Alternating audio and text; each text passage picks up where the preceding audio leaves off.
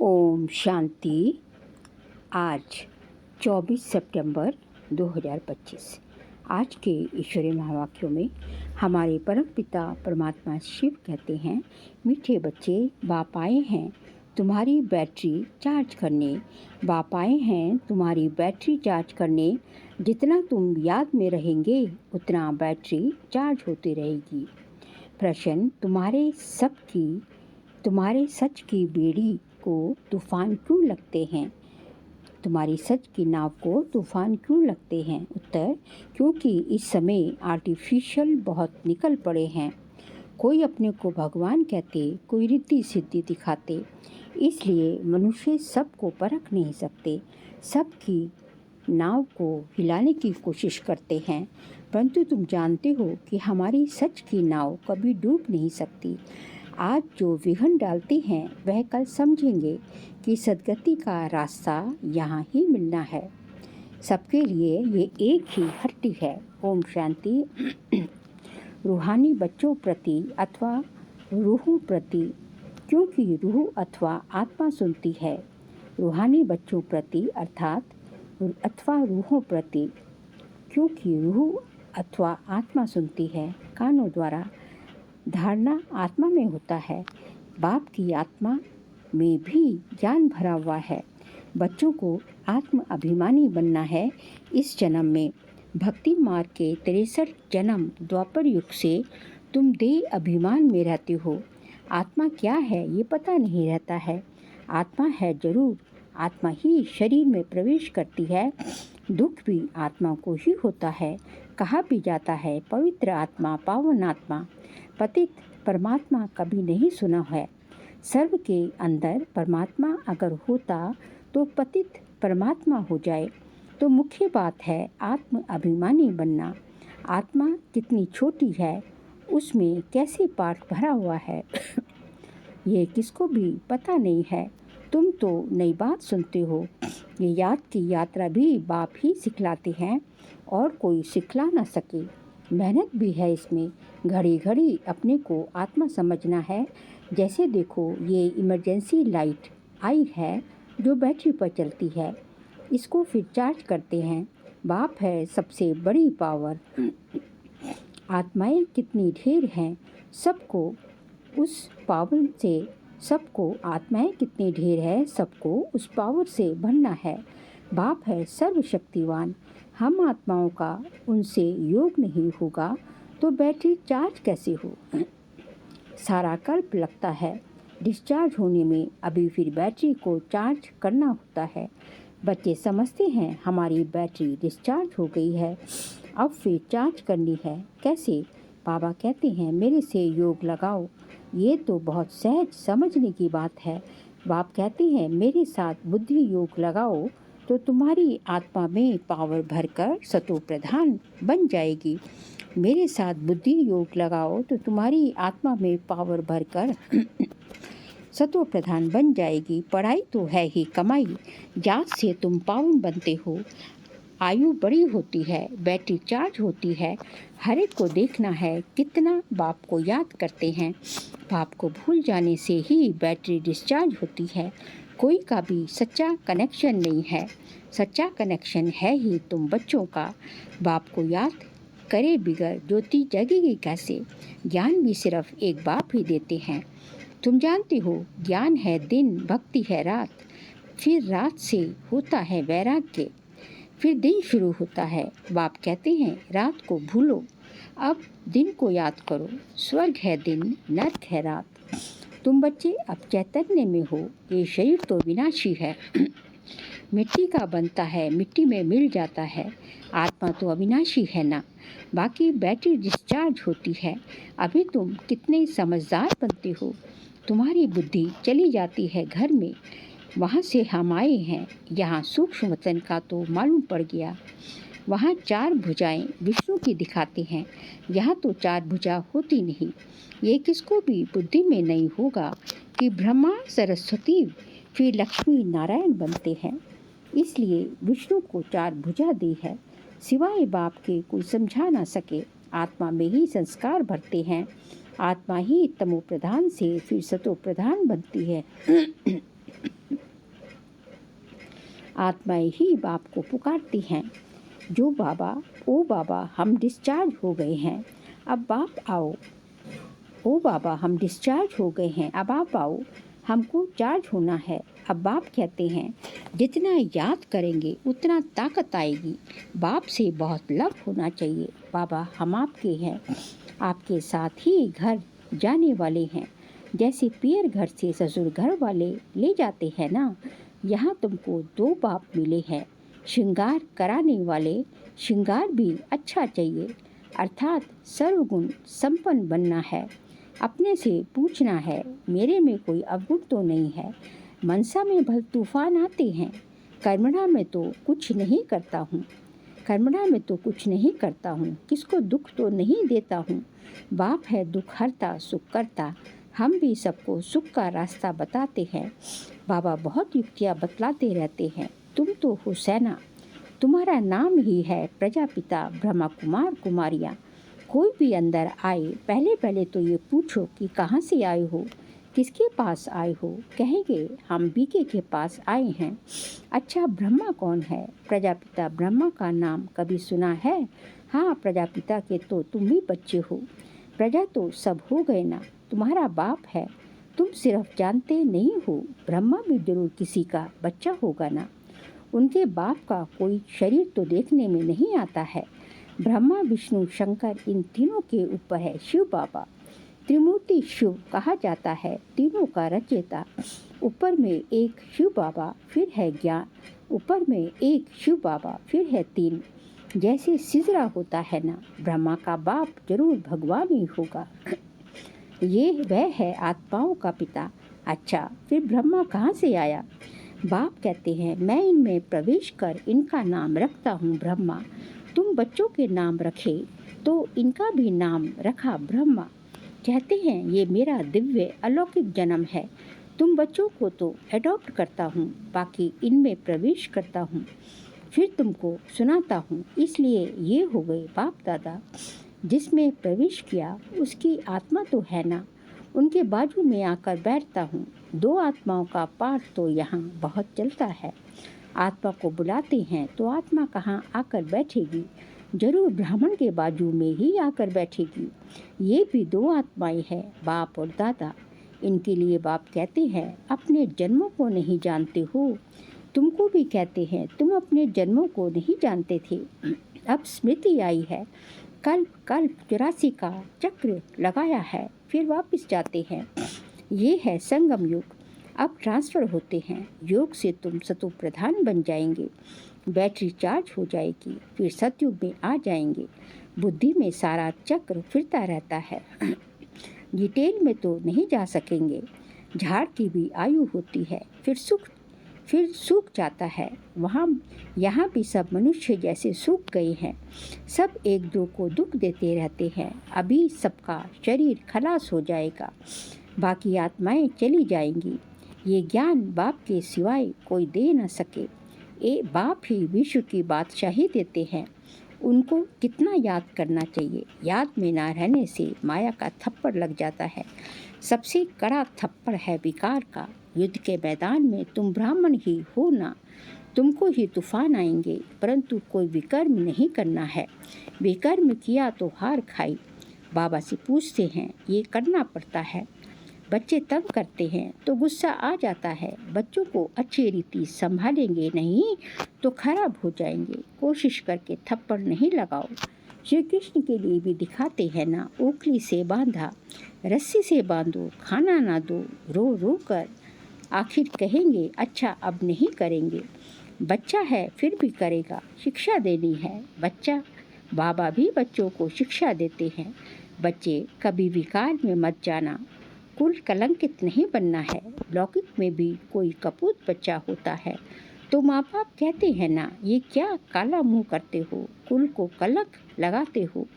हार जीत हार होते होते आखिरी जीत हो जाएगी। सब सच की नाव है, तूफान बहुत आएंगे क्योंकि आर्टिफिशियल बहुत निकल पड़े हैं। सच की नाव है, तूफान बहुत आएंगे क्योंकि आर्टिफिशियल बहुत निकल पड़े हैं।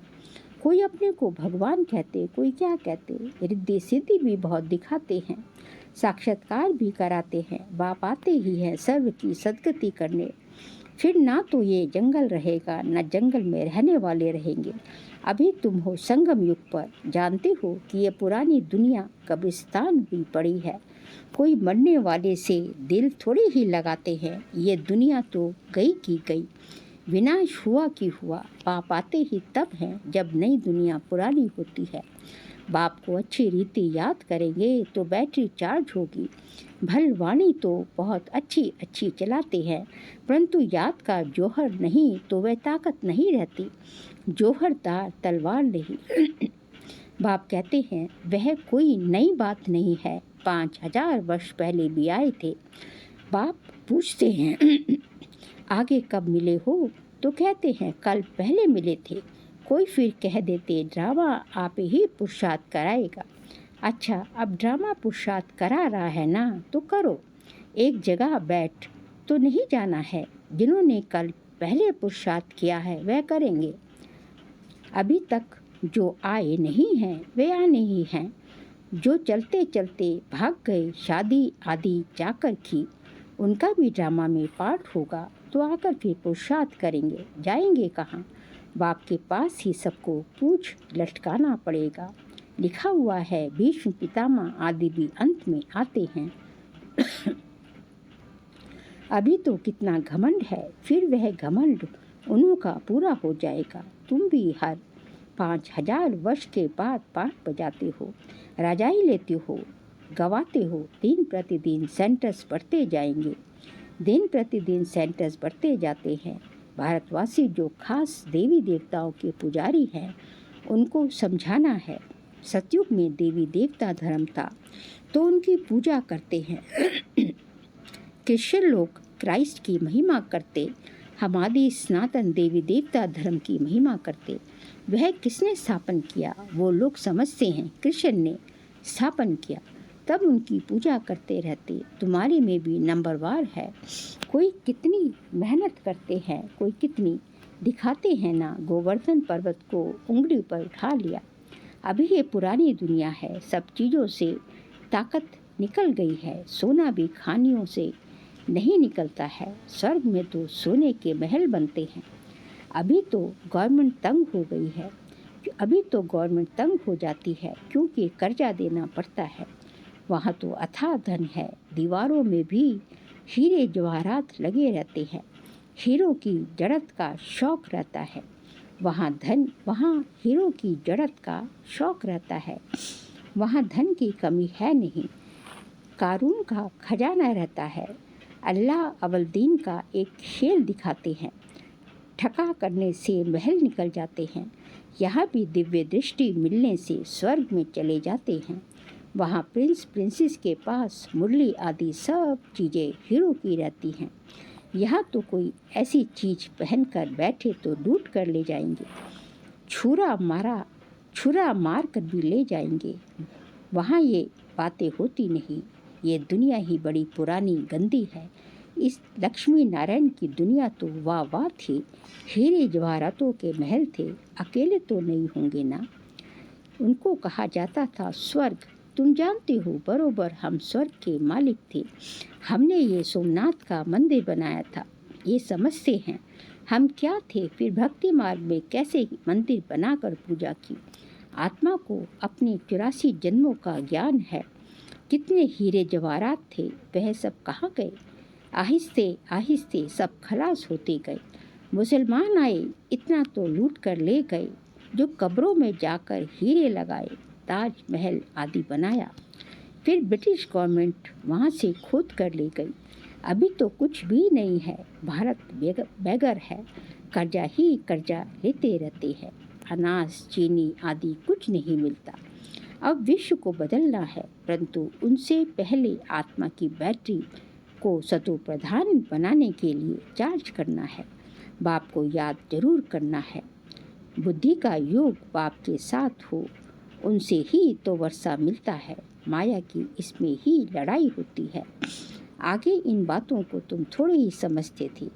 जैसे दूसरे वैसे तुम थे। तुम अभी हो संगम योगी। और वह सब है कलयुगी। मनुष्य कहेंगे इन्हों को तो जो आता है सो कहते रहते हैं, लेकिन समझाने की युक्तियाँ भी होती हैं ना। धीरे धीरे तुम्हारी वृद्धि होती जाएगी। अभी बाबा बड़ी यूनिवर्सिटी खोल रहे हैं, इसमें समझाने के लिए चित्र तो चाहिए ना। आगे चलकर तुम्हारे पास ये सब चित्र ट्रांसलाइट के बन जाएंगे, जो फिर तुमको समझाने में भी सहज हो सके। तुम जानते हो हम अपनी बादशाही फिर से स्थापन कर रहे हैं बाप की याद और ज्ञान से। माया बीच में बहुत धोखा देती है। बाप कहते हैं धोखे से बचते रहो। युक्तियाँ तो बतलाते रहते हैं, मुख से सिर्फ इतना बोलो कि बाप को याद करो तो तुम्हारे विकर्म विनाश होंगे और तुम ये लक्ष्मी नारायण बन जाएंगे। ये बैजिस आदि भगवान ने खुद बनाए हैं, तो इनका कितना कद्र होना चाहिए। अच्छा मीठे मीठे सिक्के लदे बच्चों प्रति माता पिता बाप दादा का याद प्यार और गुड मॉर्निंग। रूहानी बाप की रूहानी बच्चों को नमस्ते। हम रूहानी बच्चों की रूहानी बाप दादा को नमस्ते नमस्ते, गुड मॉर्निंग, शुक्रिया बाबा शुक्रिया। सार के लिए पॉइंट्स है। सर्व गुणों से अपना श्रृंगार करना है, कभी किसी को दुख नहीं देना है, सबको सुख का रास्ता बताना है। सारी दुनिया कब्रिस्तान हुई पड़ी है, इसलिए इससे दिल नहीं लगानी है। स्मृति रहे कि अभी हम ट्रांसफ़र हो रहे हैं, हमें तो नई दुनिया में जाना है। आज का बाबा का वरदान है, माया व विघ्नों से सेफ रहने वाले बाप दादा की छत्र छाया के अधिकारी भव। माया व विघ्नों से सेफ रहने के लिए बाप दादा की छत्र छाया के अधिकारी भव। हम कौन हैं? हम बाप दादा की छत्र छाया के अधिकारी बच्चे हैं। जो बाप दादा के सिखे लदे लाडले हैं, उन्हें बाप दादा की छत्र छाया अधिकार के रूप में प्राप्त होती है। जिस छत्र छाया में माया के आने की ताकत नहीं, वह सदा माया पर विजयी बन जाते हैं। वह याद रूपी छत्र छाया सर्व विघ्नों से सेफ कर देती है। किसी भी प्रकार का विघ्न छत्र छाया में रहने वाले के पास आ नहीं सकता। छत्र छाया में रहने वालों के लिए मुश्किल से मुश्किल बात भी सहज हो जाती है। पहाड़ समान बातें रुई के समान अनुभव होती है। किनको?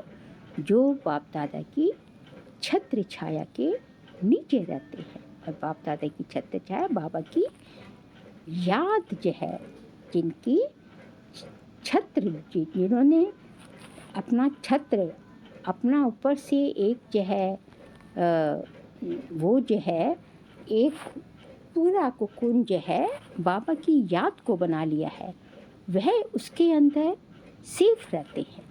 वहाँ उनको कोई माया प्रूफ है। वो कैबिन, वो कोकून जो है माया प्रूफ है और वीगन प्रूफ है। वहाँ ना माया आ सकती ना वीगन आ सकती। इसलिए ज़रूरत है कि हम, क्योंकि हम सिखले दे बच्चे हैं, बाबा के सिखले दे बच्चे हैं, इसलिए छत्र छाया के अधिकारी बच्चे हैं। तो हमें अपना, ये हमारा जन्म से अधिकार है कि हम बाबा की छत्र छाया के नीचे रहें और सेफ रहें। स्लोगन है, प्रभु प्रिय, लोक प्रिय और स्वयं प्रिय बनने के लिए संतुष्टता का गुण धारण करो। प्रभु प्रिय, लोकप्रिय और स्वयं प्रिय, प्रभु प्रिय, लोकप्रिय और स्वयं प्रिय बनने के लिए क्या करना है? संतुष्टता का गुण धारण करना है। फिर जो है सितंबर मास का व्यक्त इशारे का सब्जेक्ट है, अब लगन की अग्नि को प्रज्वलित कर योग को ज्वाला रूप बनाओ। विशेष, आज का पॉइंट है, विशेष याद की यात्रा को पावरफुल बनाओ। ज्ञान स्वरूप के अनुभवी बनो। ज्ञान स्वरूप के, ज्ञान का स्वरूप बनना है और उसको अनुभव में लाना है कि जिस ज्ञान के जिस पॉइंट का स्वरूप बने हो, वो तुमने कभी अपनी परिस्थितियों में यूज़ किया है, क्योंकि जब तक उसको आप यूज़ नहीं करोगे तब तक वो पॉइंट बाबा का ही रहता है। लेकिन जब हम उसको किसी परिस्थिति में यूज़ कर लेते हैं और उससे सफलता पा लेते हैं, तो वो हमारा अपना बन जाता, अपनी चीज़ बन जाती है। तो आप श्रेष्ठ आत्माओं की शुभ वृत्ति व कल्याण की वृत्ति और शक्तिशाली वातावरण, अनेक तड़पती हुई भटकती हुई पुकार करने वाली आत्माओं को आनंद, शांति और शक्ति की अनुभूति कराएगी।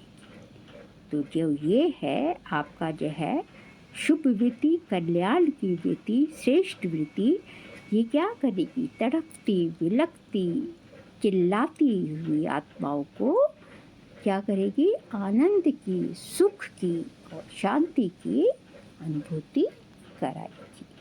तो हमें क्या करना? हमें ज्ञान स्वरूप बनना है। ज्ञान तो है, ज्ञान है, लेकिन उसका स्वरूप बनना, एम्बॉडीमेंट बनना है।